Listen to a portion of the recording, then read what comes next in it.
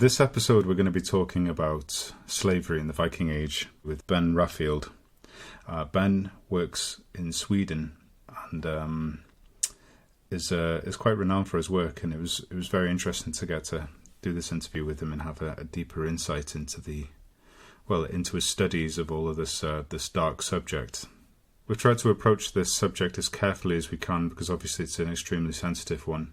Even after 1,000+ years or whatever, we're still discussing real human beings that were forced into servitude and would have had terrible lives.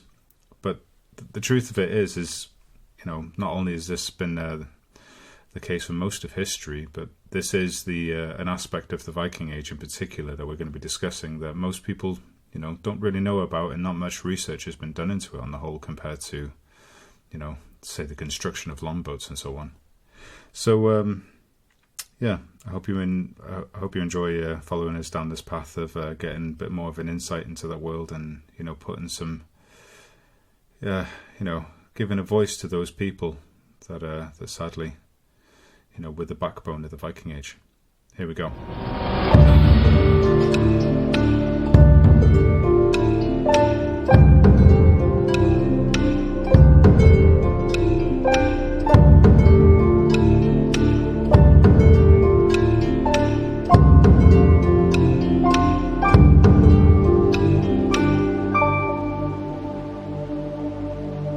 Ben, thank you so much for joining us for this. Oh, absolutely. Thank you for having me along. It's a great pleasure. Yeah, so just to kick it off then, would you mind telling us a bit about yourself and your work? Sure. Well, I'm a researcher at Uppsala University in Sweden. I'm an archaeologist specializing in the study of the Viking Age, but my particular interests, I've been pursuing really over the last 10 years now or so, is the study of conflict in terms of Viking Age raiding fleets, Vikings doing what we associate the Vikings classically as doing, going abroad and raiding and colonizing, but also the processes associated with this. And the one that is a particular interest to me is slaving. So the study of what we might call the Viking Age slave trade, but also the slaving systems of Scandinavia itself. And that's really the focus of my work at the moment as part of the Viking Phenomenon project here at Uppsala. Well, it's a pleasure to get to talk to you over some of this because, I've got lots of things that I've been saving up to talk to someone that hopefully knows more about it than me. So, for instance, I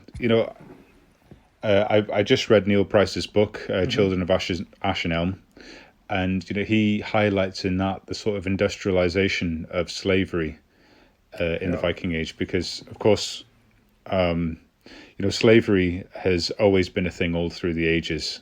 It's just more that the Vikings seem to have done it particularly well, and it seemed to be a major cog in the machine that was the Viking Age.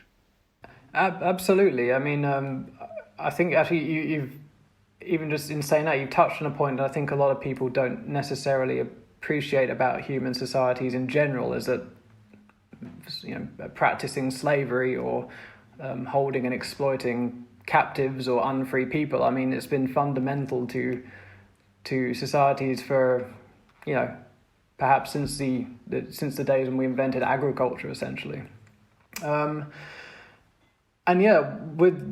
terms of the institution of slavery as it existed in the Viking Age, what we see in this period, and this is of course the period when Scandinavia kind of enters onto the historical stage, as it were. This is when we start to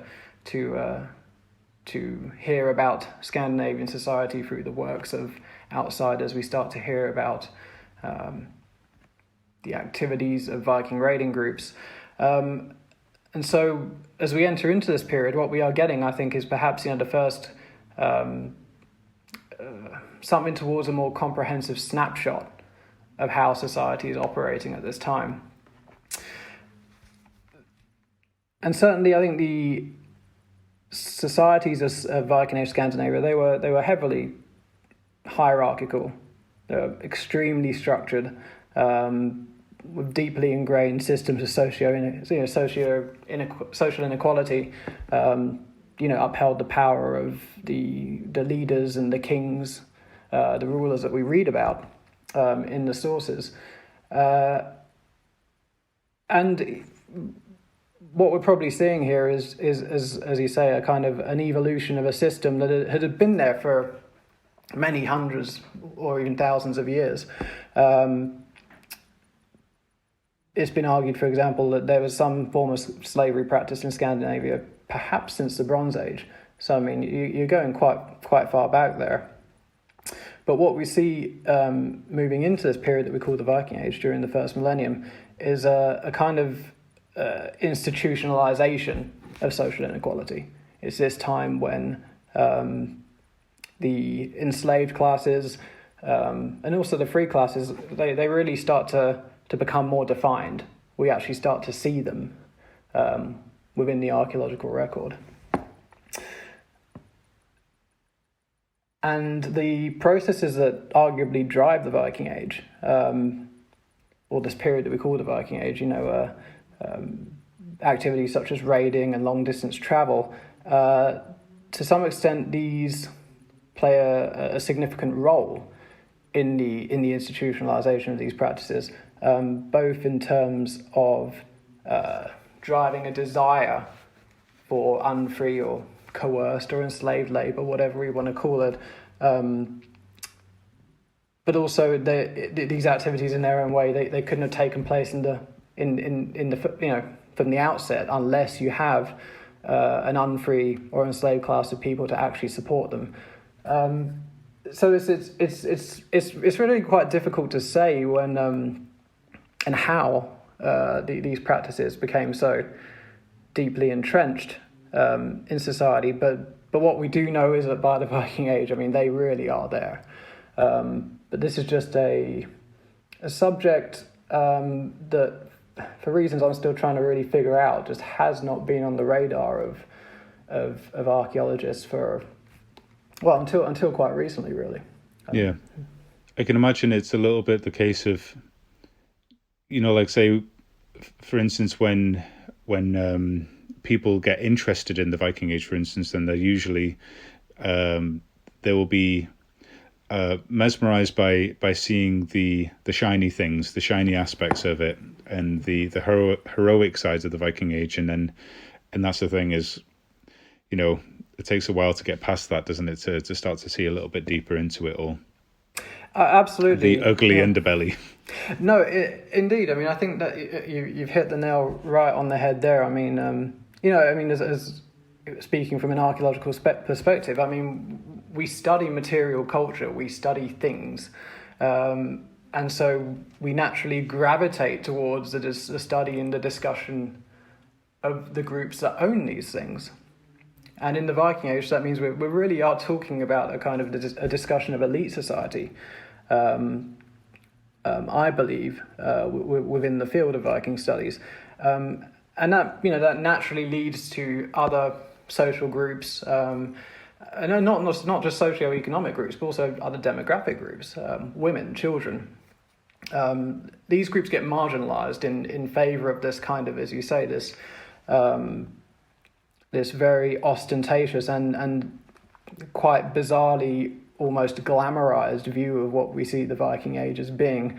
And with that, I think there comes almost a natural tendency to disassociate oneself from thinking about these really quite, the terrible things that some of these people did, in terms of going out and acquiring captives and and exploiting them after the fact. And that's I think it's something we maybe don't turn away from when we study the past. I mean, speaking as as a British person who went through the educational system here, in the UK. I mean, I didn't learn anything about the British Empire as part of my education. Let's put it that way. Yeah, same here. And I mean in terms of learning about the systems of colonial oppression we enforced on much of the world. I mean, I think in a way it's the same when we talk about any historical society in that sense. We shy away from the discussion of these issues that actually make us quite uncomfortable. I think as well, like, something that I would really like to try and, I always try to bring attention to every time we talk, I talk about any of this kind of stuff publicly, is the basically like the whole thing about the Viking Age, and with elements of the past just in general, is, the whole thing of over-romanticizing it and not being realistic about certain aspects of all of this stuff. It's very important to put things into context. And it's really interesting, like the idea that Vikings going a Viking is sort of seen as almost quite cool. I think it was David Mitchell. I can't remember the name of the comedian. He even said, he made a short video once about saying, like, going raping and pillaging seems quite cool until you take out the pillaging part. And then you get more of a realistic sort of, it hits home a little bit more, which is very uncomfortable. But so what sort of evidence is there actually, for slavery in the Viking Age? Well, that's actually where we do run into the massive obstacle in the study of slavery, in that from an archaeological perspective, I mean, and this doesn't just go for the Viking Age. I mean, it applies in many aspects cross-culturally. I mean, enslaved groups are often described as invisible, in the sense that they are incredibly difficult to identify in the material record. And there's of course many logical reasons for this. For example, if you have a class of people who are deemed by society to be chattel or to be objects, I mean, their opportunity to acquire their own material biographies, as it were, that we find in the archaeological record, those are severely limited. Their movements are curtailed. Their movements are determined by someone else. Where they live, where they sleep, where they eat is determined by someone else. It's that removal of, that being able to, of having that opportunity to kind of, as I say, create your own material biography, as it were.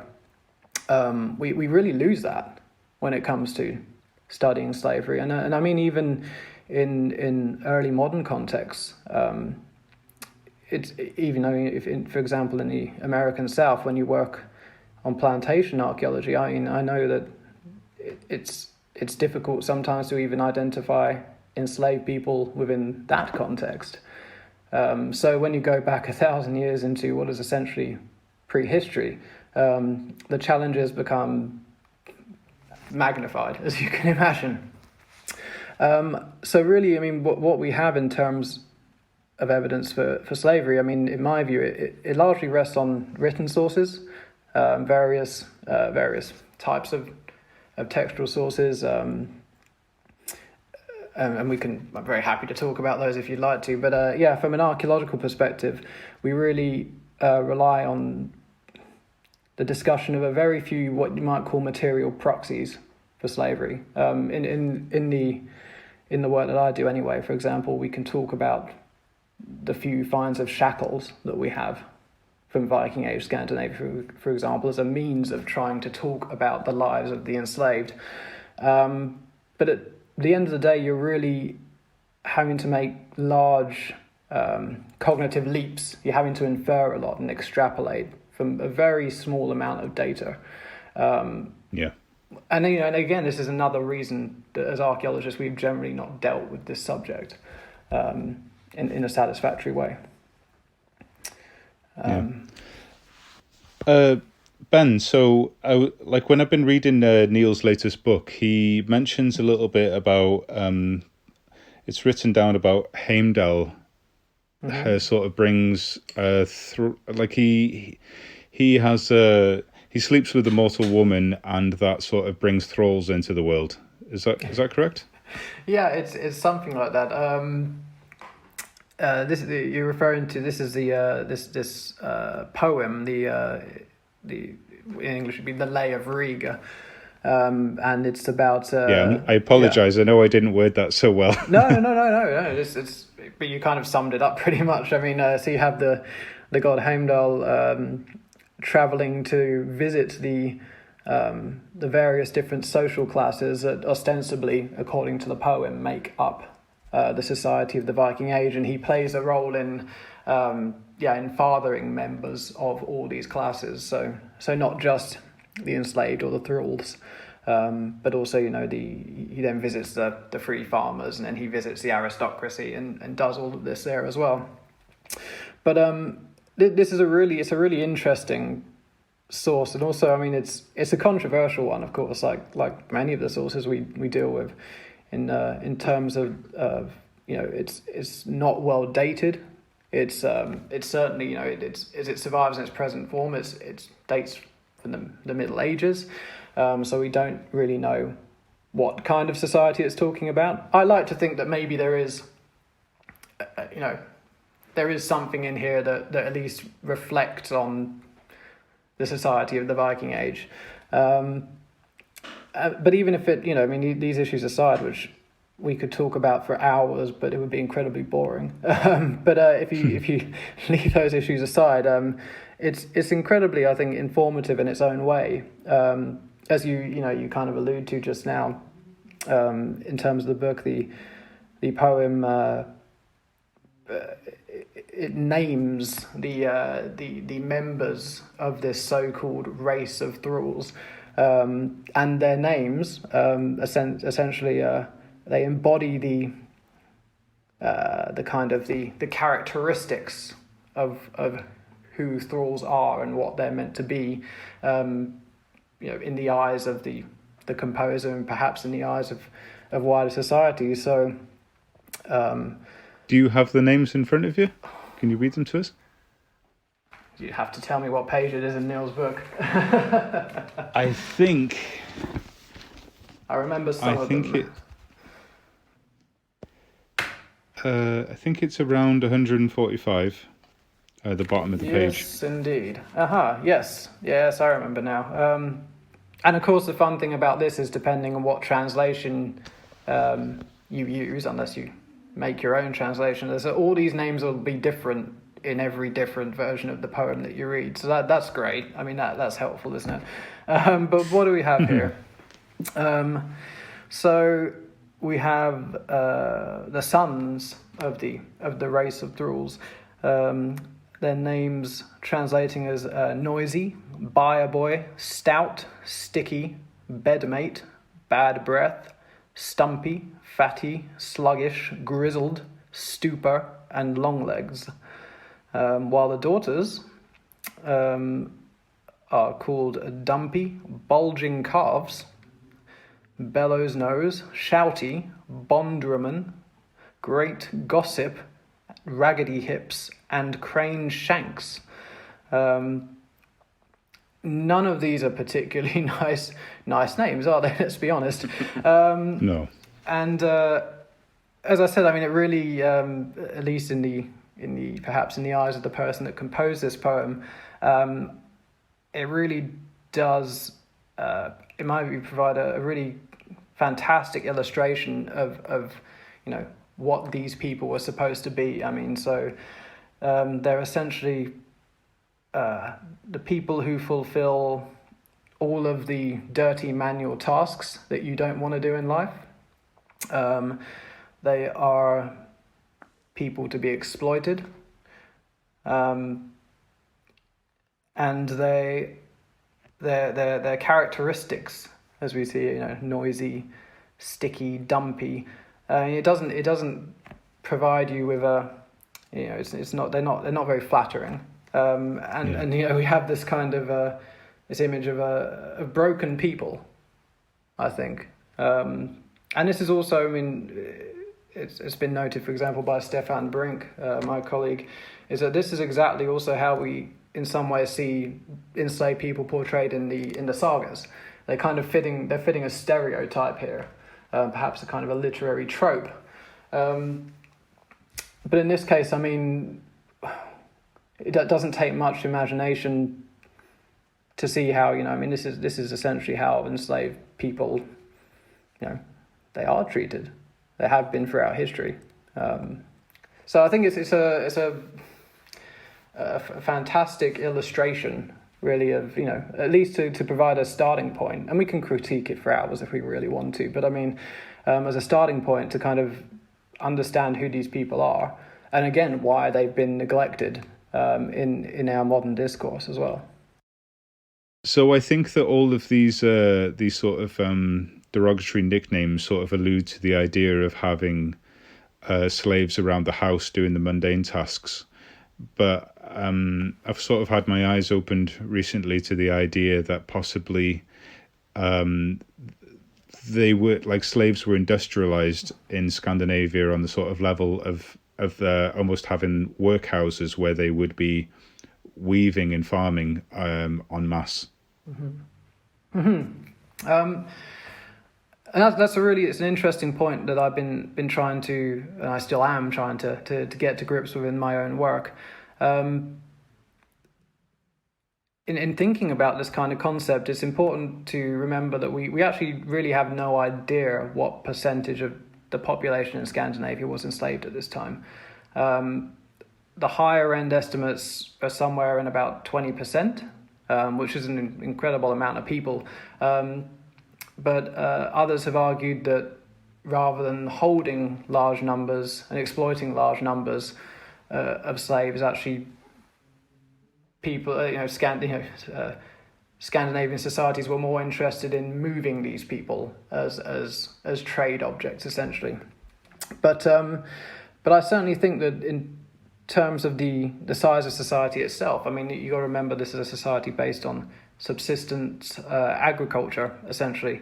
That there would have certainly been numbers of enslaved people within at least high status households. And when we think of what the Viking Age is, again, we return to this idea of this is a period when groups need to be able to furnish ships for long distance travel. They need people to construct these things. They need people to weave the sails to use on the ships, otherwise you cannot undertake your travel. When you actually start to kind of, in your mind, just quantify the levels of work that are needed to make this happen, you do start to wonder whether enslaved labor was the way that various groups are actually able to undertake this activity in the first place, because just to for example, to produce the materials and to weave a single sail, I mean, that would take an incredible amount of time.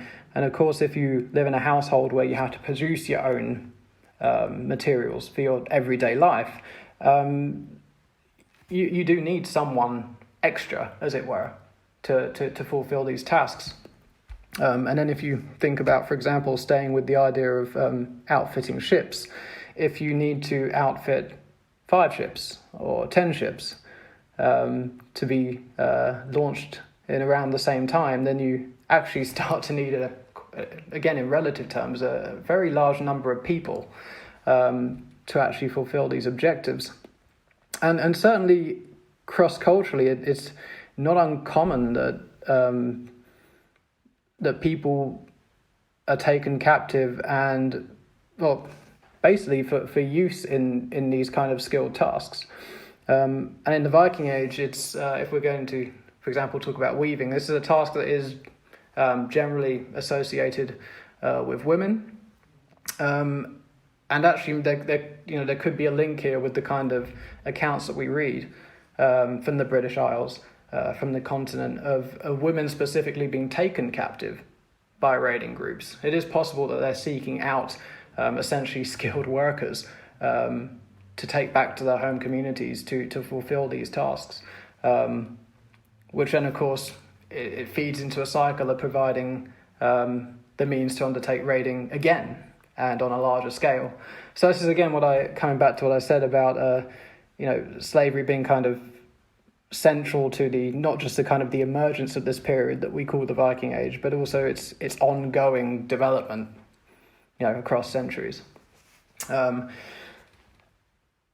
again, I mean, the problem that we always have in when we discuss these kind of things is coming back to the material culture, and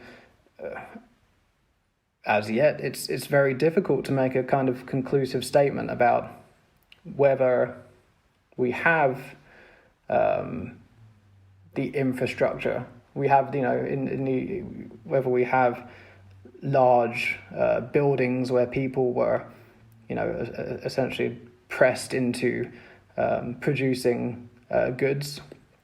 There are a number of agricultural sites that we know of. There's several actually around the region that are here, where I am in central Sweden, where we have farmsteads where you have the large hall where people lived, and around these you have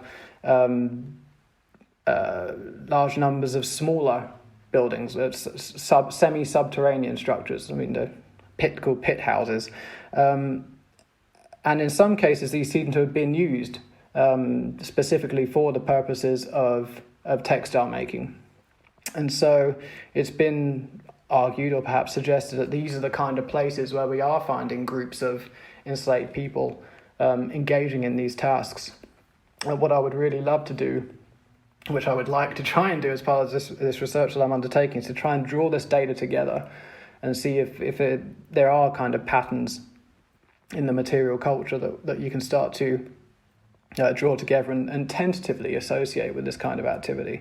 But of course, I mean, it's always going to be a hypothesis, and it's an idea that's really difficult to pursue in such a way that we might be able to, for want of a better word, to prove this idea. But again, I think if we can't prove the idea, we do need to ask ourselves then, but how do we think societies are engaging in these kind of activities that they're doing? There's got to be something there supporting this, and I think in my view, you're kind of on the money there, in terms of thinking that enslaved labor is providing this impetus. Well, it sort of makes sense if you're going to have, unless they were just moving slaves along, if they were going to be keeping them in Scandinavia, then they are going to want to. Well, they're going to be becoming a part of the society then, and having a function within that, aren't they? It's just on what scale and what numbers, as you say. Yeah, absolutely. Because I mean, these are, as I said, I mean, this is a period, and when if you're living in Scandinavia at the time, a couple of bad harvests could kind of wipe out your household. So I mean, if you're taking extra members into that household and providing for them, they do need to be fulfilling a pretty important function, and producing surplus goods in this sense, beyond the normal capability of the household. I think that's certainly the kind of thing we might expect. Yeah. So, in terms of them being like a part of society, you mentioned the names earlier. Obviously, like they have a degree of contempt to them, mm-hmm. and obviously to take slaves in the first place is to dehumanize people in a way. Mm-hmm. So I'm just interested in like to what extent in this Viking society where status is everything and it's very hierarchical, obviously with these dehumanized people, was there the opportunity for them to then become free men again or free women? Yeah, these are all great questions, by the way, guys. I've got to say, yes, you're absolutely right. I mean, if we look at the earliest Scandinavian law codes, again, these are documents that date from the Middle Ages, but preserve legislation that may date from the Viking Age. There's a lot of legislation dealing with the lives of enslaved people, and this the dehumanization of this social group comes through very clearly in that they are people who are perceived to be the property of slaveholders. They are essentially chattel. But these same law codes do imply that there is a way out of slavery, that it is possible to be freed, and there is various legislation associated with the roles of both the freed person and the person who freed them after that fact. Whether that stigma of slavery ever goes away or not, I mean, that's a different question. And I mean, I think if you look to the Roman world, for example, where, if you're a freed slave, you're known as a freedman, and that status stays with you for the rest of your life. So even though you are freed, that stigma never is really completely erased.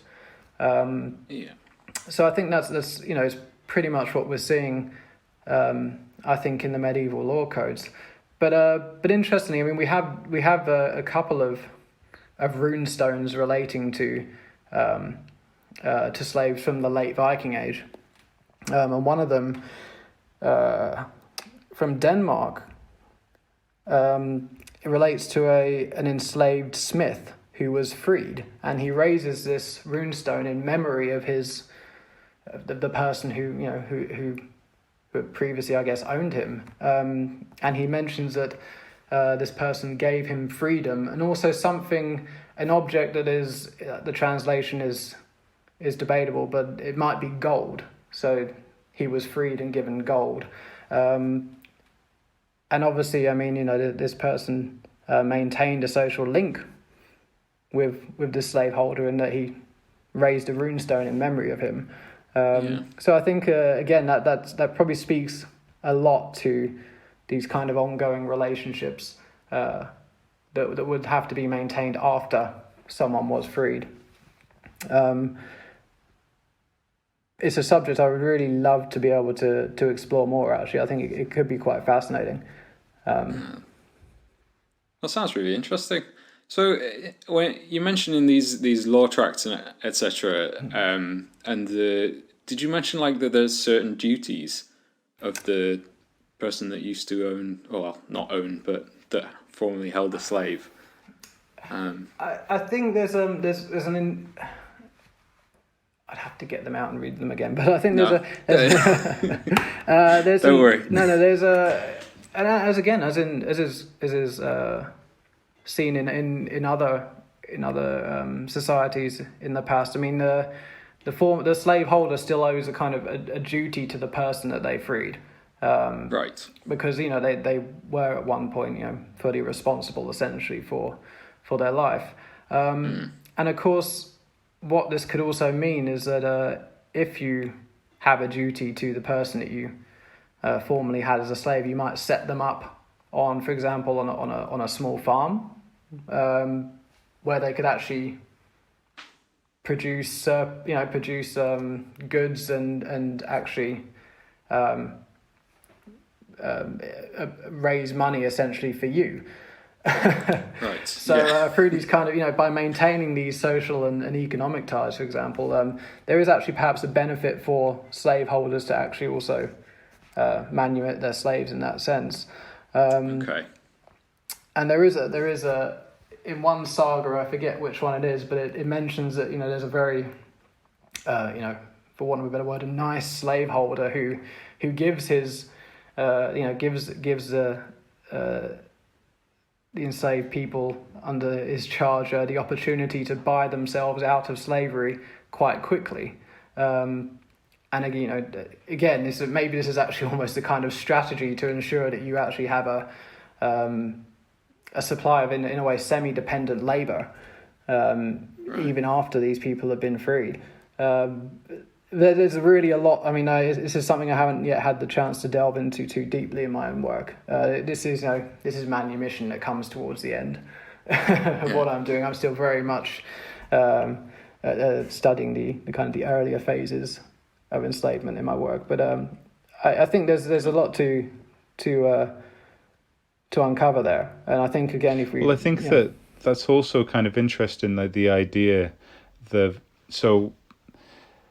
when I've looked into this sort of stuff in the past in different cultures and so on, it's the whole thing that free people will always work harder than people that don't want to, in one way or another. So the idea of giving someone a bit of an incentive to work harder one way or another, and then possibly be able to gain something out of the end of it as well, is so. Actually, I presented at a conference online at the beginning of September. Actually, it's funny you say this. It was a conference dedicated to the study of political economy, and someone actually gave a presentation on kind of labor management on plantations in the American South as kind of the first manifestation of HR, essentially, of human resource management. For exactly through incentivizing your workers and ensuring that they're comfortable enough to do well in that sense. And actually, you sit there and you think, oh my god, what does this say?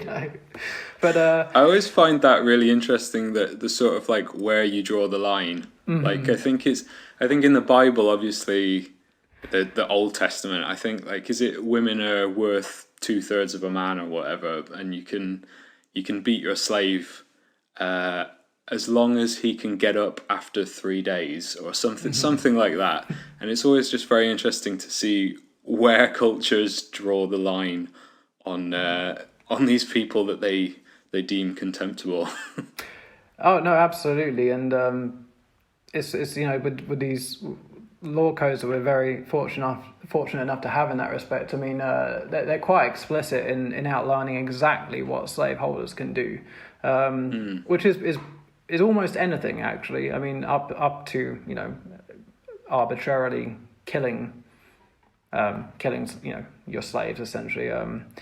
There really there's very few limits on, very few protections under the law for enslaved people. But interestingly, there are some.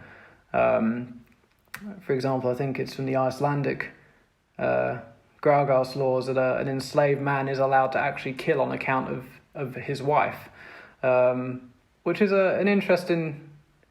As it says, obviously there is a line there in what can be done and what recourse one can seek when they've been wronged in that sense. But I mean, for the most part, if the law codes are taken as they are, I mean, it was a terrible life. I think for the vast, it was again, and this is something we don't really like to think about in terms of the past. But I mean, for these people, so many of them, it would have been miserable. It would have been horrible. Yeah. So, I've been kind of interested in hearing the idea of some of the main slave points across Europe. Then, because I know that you mentioned that you worked on some of the maps with Neil for his book. Mm-hmm. So for the British Isles, where would the main slave points have been for that, or the stop-off point, should I say, before moving on? You mean like markets, for example? Would they have been markets, or would some of them been specialised in it more than others? Do you think, or? I mean, do you mean in terms of where, for example, raiding groups would, where they would be raiding to capture people? I'm just not sure what you mean in terms of that. I sort of mean, I'll word it again. So, like once raiding groups would have gone raiding and captured humans to put into slavery, would they have gone to anywhere, or would there have been to any markets, or were there some markets that were more prevalent for this than others? Okay, yeah, no, sorry, now I understand you. Yeah, well, I mean, I think there's various scenarios that might have occurred, and there's obviously scenarios that I won't even think of. But I mean, in many cases, I think, especially where smaller numbers of captives have been taken, my inclination is to think that these people were being abducted, if they're being taken out of, removed from their home community, it's probably to be taken back to where the raiders come from, to be integrated and exploited within their own community. But there is good evidence for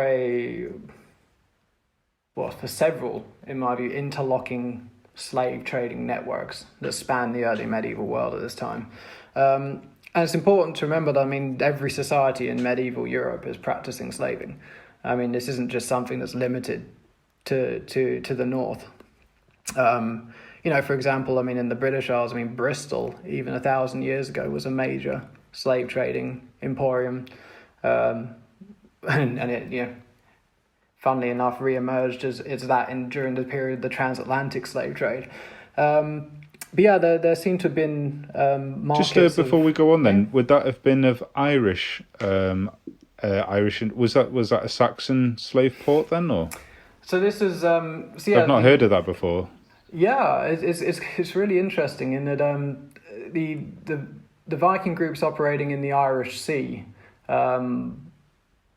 I think, it's certainly towards the end of the Viking Age where the historical sources become quite explicit. But these are prolific slavers.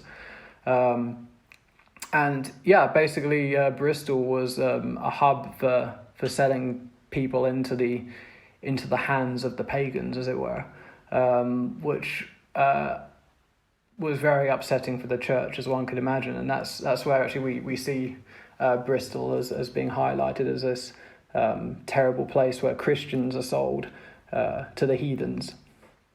But as I say, there would have been, I think, what we would call slave markets dotted all over Europe. And of course, actually, it's important to note that you don't need to have, what we might call an official slave market in order to sell captives. These people can be traded anywhere for anything, if you're so inclined. But certainly there seem to be large markets in terms of outside of Scandinavia, for example, in Cordoba, in Spain, also Venice and Prague, Constantinople. And then there are others too. In Scandinavia, we presume that the major port cities, places like, not port cities, of course, but kind of what we would call towns, I guess, these port towns, places like Birka in Sweden and Hedeby in Jutland. These were the kind of major, slave trading locales. But as I said, I think that this was an activity we would have seen going on frequently at various levels. There's evidence for in the Icelandic sagas, for example, for the selling of captives at kind of regional fairs, where people would come together, we see captives being sold there. Pretty much any opportunity to trade, where you had an opportunity to trade, I think you'd be finding the sale of captives taking place. Do you know of the sort of the numbers of people that could have been taken on typical raids, say in like the British Isles? Is there much evidence of that sort of stuff? Yeah, there is some. So the sources that we have, they're mostly very vague, as can be expected. In these absolutely chaotic events might be encapsulated within a single line. The heathens came and raided so-and-so and took away captives. And sometimes these sources do give numbers. They're often suspiciously round numbers. So it might be 1,000 people were taken away captives or 700 people. And I think really in that sense, what you need to do is translate that into just meaning that a lot of people were taken captive. But at other times, it's, as I said, and it also seems that, this was some raiding groups did this opportunistically. So, you would go raiding abroad to perhaps seek portable wealth, precious metalwork that you could take home. And if you took some captives along with that, then that would have been very good too. But the larger raids, I think, as I said, where we have these large and suspiciously round numbers, I mean, I do wonder whether these were perhaps specifically intended as what we might call slave raids. But of course, again, it really is very difficult to say. I don't think we can ever really make a strong case for that. And at the same time, these groups would have taken perhaps everything they could carry along with the captives back to their ships, because everything is valuable to some extent.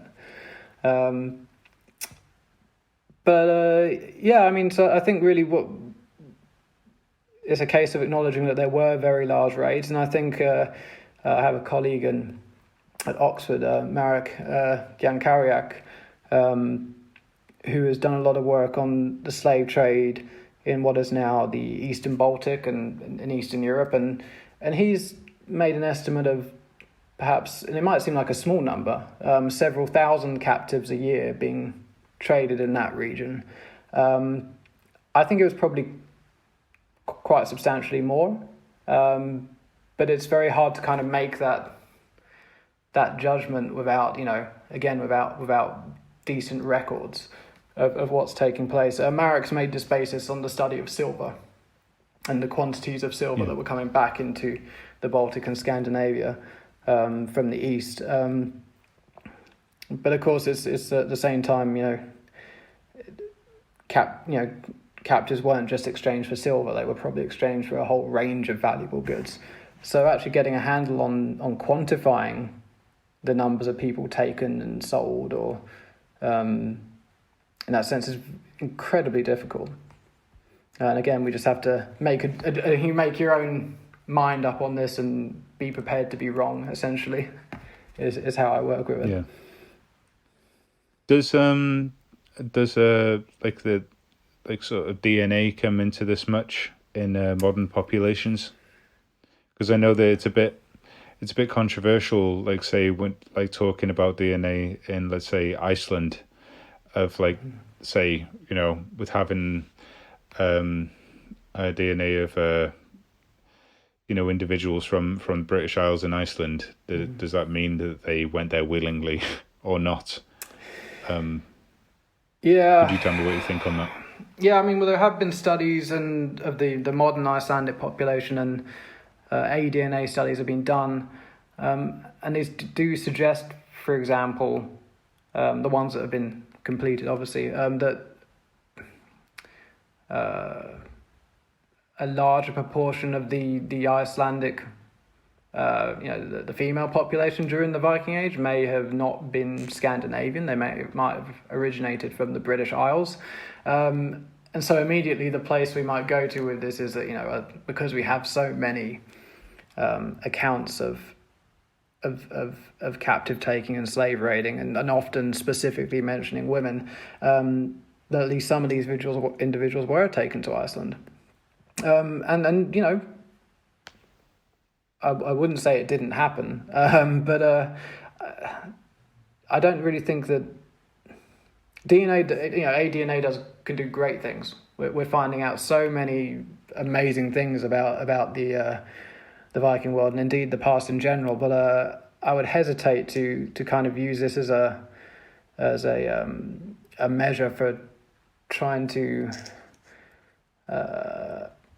make a case for kind of large scale movements of captives and enslaved people. I think certainly that if you combine analyses, if you're undertaking a study of a burial population, and you notice that there are non-local people, and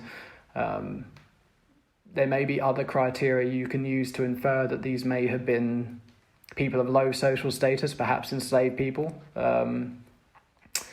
You might look at their general health, for example. We might assume that enslaved people would suffer a greater range of maladies than the freeborn population. They might have been engaged in much more dangerous tasks or physically demanding tasks. You can make, they might have suffered from malnutrition more. You can make certainly a case for arguing that this individual or that individual may represent a foreign captive. But yeah, it's. I think when you then start to go and try and extrapolate that to make big arguments, I think you probably run into some problems there. It's not something I'd really be. It's not something I'd be keen to do. But if nothing else, just because I don't understand that science as well as the specialists. So, it's something. I think if you're going to go down that route, you really need to be quite. You need to do it carefully, and you need to do it. Ticking all the right boxes, as it were, to make a judgment call. I think there's lots of people out there that want to have like some sort of commentary on ancient DNA that actually have no idea what they're talking about. It's one of those. It's in vogue to be talking about ancient DNA and trying to transpose it onto the modern world at the minute, isn't it? And it's not always so helpful. No, and of course, I mean, I think we're all, we're still at the stage where we're quite starstruck by this technology and what it can do. But it's kind of mobilizing it in such a way that, responsibly and with the right questions in mind, especially. Yeah. And then and I always defer to specialists whenever I can, because I'm not going to pretend that I know about it. Do you know if there's much actual evidence other than what's in the text for raiding in North America? No. No. That's it's we know there's a Norse presence, as it were, in the New World or North America. At some point late, in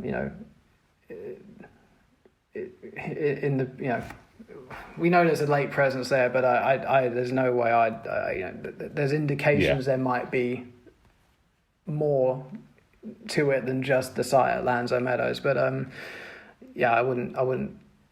wouldn't stake my money on finding evidence for that. What about just to reverse it around for a minute, do you know if much evidence of the Scandinavians getting enslaved in this period as well? That's a really good question. Okay.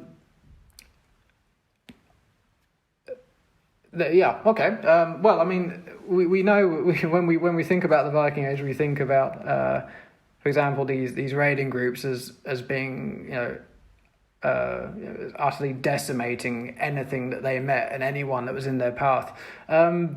But we also know from, assuming that it's not over-exaggerating too much from the historical record, that actually a lot of these groups met with defeat as often as they met with success.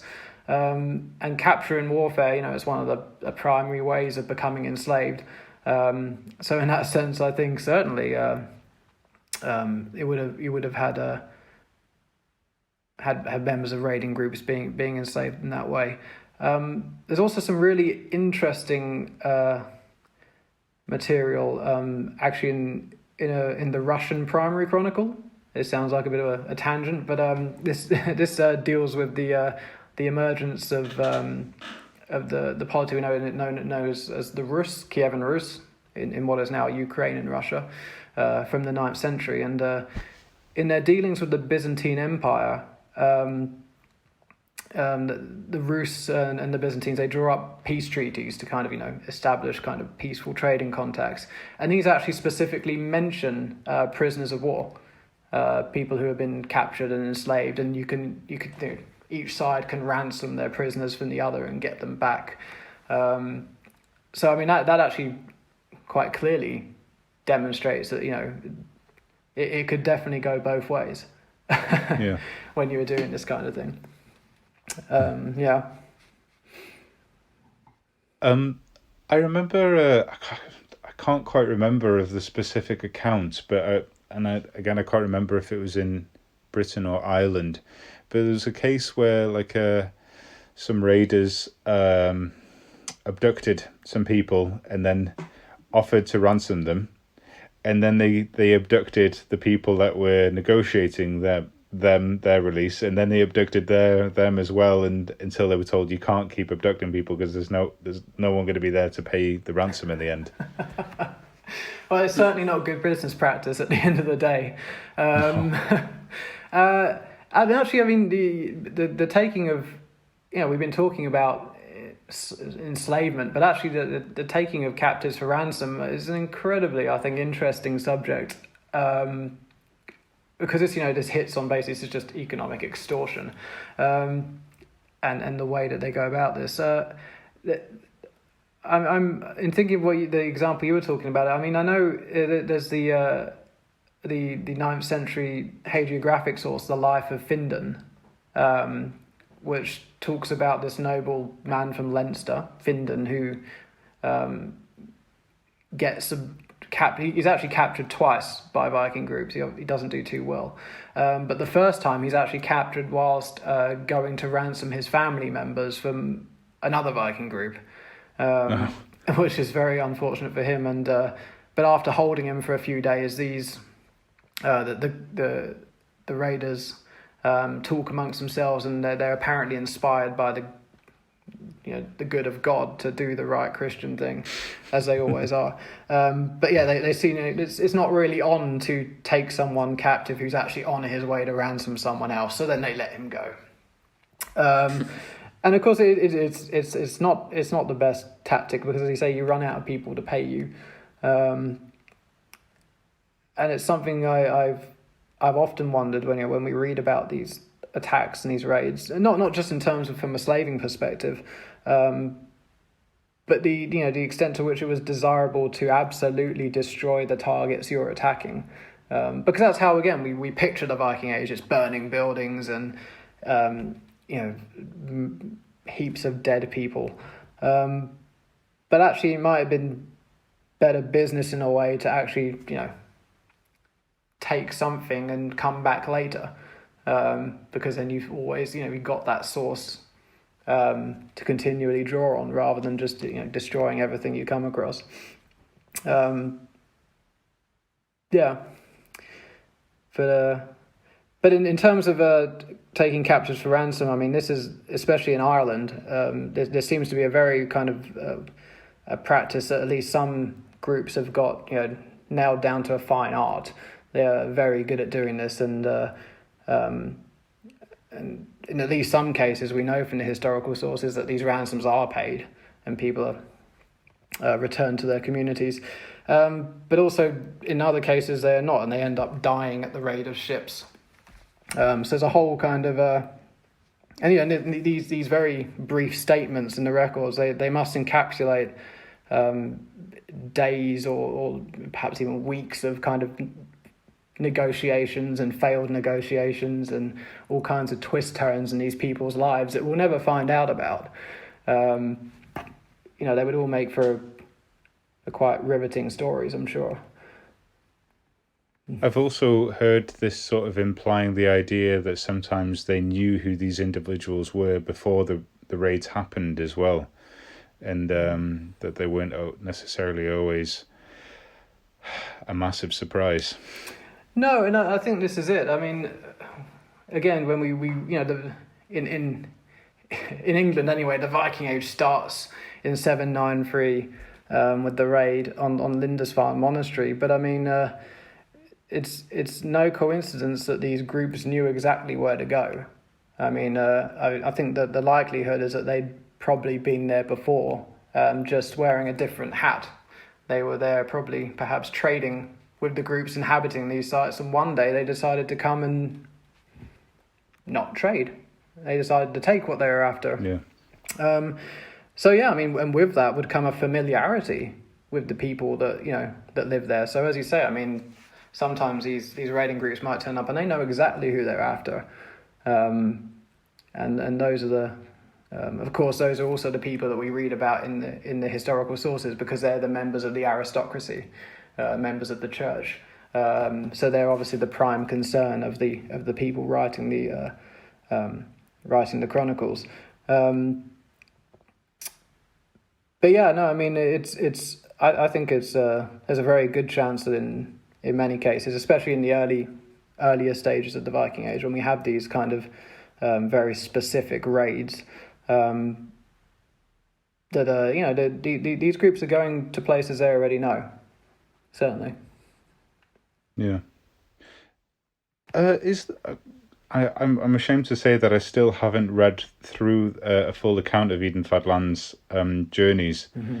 I'm still it's on my list of things to do. I've heard that in that the group of Rus, as they're called, that they are slavers, and that they are on that's what they're currently doing in that point. Is there much mention of the slaves in that account? Mm-hmm.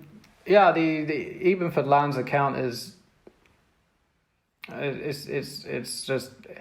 it's quite phenomenal in many ways. Not least in giving us this really personal. These really personal observations of the groups that Ibn Fadlan is encountering on his journey. And yes, these Rus who he meets, they are slavers. They have with them individuals described as slave girls. The implication is that these might be girls in their teens, essentially. They also have with them a cargo of furs that they're looking to offload at the market. And Ibn Fadlan gives a very graphic account of the way that they're treated, and it's quite clear that these women they're valued primarily as sexual objects to be exploited by their captors. And as I said, Ibn Fadlan actually graphically describes how that happens. And it's quite clear actually from his account that he's quite fascinated by all of this. I mean, coming from a different culture, he's fascinated at the same time, making obviously a number of judgments about what he thinks about this behavior. But yeah, I think that account really underscores for me this side of the Viking Age that we do not really want to think about. And it's the treatment of people of objects as objects, exploiting them for these kind of purposes. And unfortunately, for at least numbers of the women that found themselves being taken captive during the period, I mean that might have been their fate, was to be exploited in this way. Or to be, we might say that to be made as concubines or to be taken as wives. And while that might, imply in that sense, there may be a certain status that comes with that. I mean, we're still at the other end of that spectrum. We're basically talking about sexual slavery. Yeah. I'm sorry, just to go back to it for a second though, because I was just thinking something so. When in the account that he gives about the girl that's picked to go into the grave with the recently deceased man, she is said to be a slave, isn't she? Yes, she is. So actually, there's two instances. Ibn Fadlan first meets the Rus, and he talks about them coming to the market, and it's when he describes them turning up and building houses essentially for themselves to live in whilst they stay there. And it's in these places where potential buyers would come to purchase these slave girls. And Ibn Fadlan, he states, the Rus call on these girls to have sex with them, and they'll do that in full view of the buyers. So there's that one side of it. And then you have what you're talking about here, the funeral of the Rus Chieftain. And that is, yes, when the chieftain dies, his slaves are given the opportunity to volunteer to be killed and burned with him. And in this case, it's a slave girl who agrees to do so. I mean, of course, whether under compulsion or is another thing. But it sort of implies that this girl in particular was at least accustomed to the funerary rites, or could at least speak the language to be able to conduct her part in the ceremony. Mm-hmm. Because they lift her up over a door object, is that correct? And she says that famous line of "I see my family, I see my ancestors" and stuff. Mm-hmm. So that obviously sort of implies that that they understand her, that she speaks the same language as them. One of the things that's been suggested, and the records from the Islamic world actually support this, is that actually a lot of the captives coming along the eastern slave routes were probably from the southern Baltic area. So they're Slavic people, and actually the Rus as a multicultural society, which certainly incorporates a Slavic element. I mean these people would have understood each other, certainly, and they would have been, at least to some extent, I think, familiar with the basic package of rituals, that make up the wider belief system.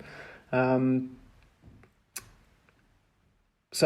it's been, as I said, it's been suggested that one of the major sources of captives in that area was from the southern Baltic, and we know from as I said, records from the Islamic world that Slavic captives were especially prized. Actually, they were Slavic women and children were especially sought after as slaves.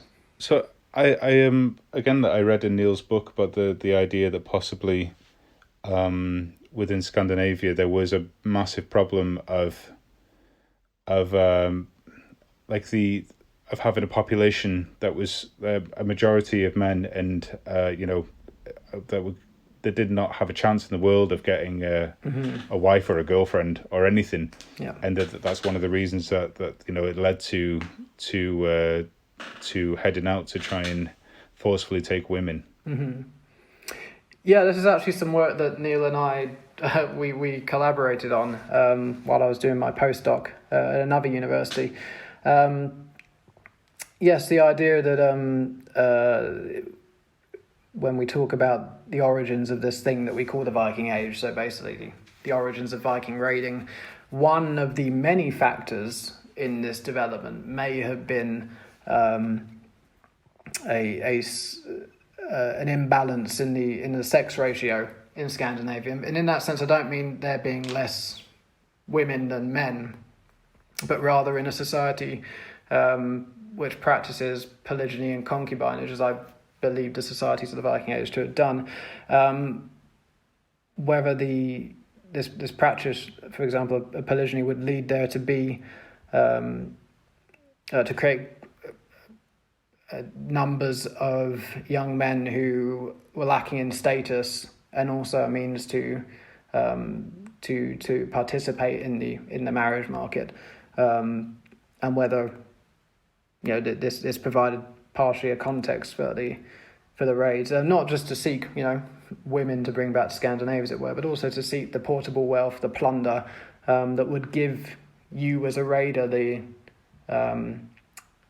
means of advancing socially. It's very much a hypothesis that we put forward, and got a bit of a mixed reaction on that, I must say. But I think it's something we certainly should consider. Yeah. Cool. Right, maybe just to tie it up then. Could you tell us why you think that it's one of the reasons you think it's so important to sort of look into this aspect of the Viking Age in particular, and why it is that that you've been working with this? Yeah, I mean, it's actually the theme that we've kept hitting on throughout our talk tonight. It's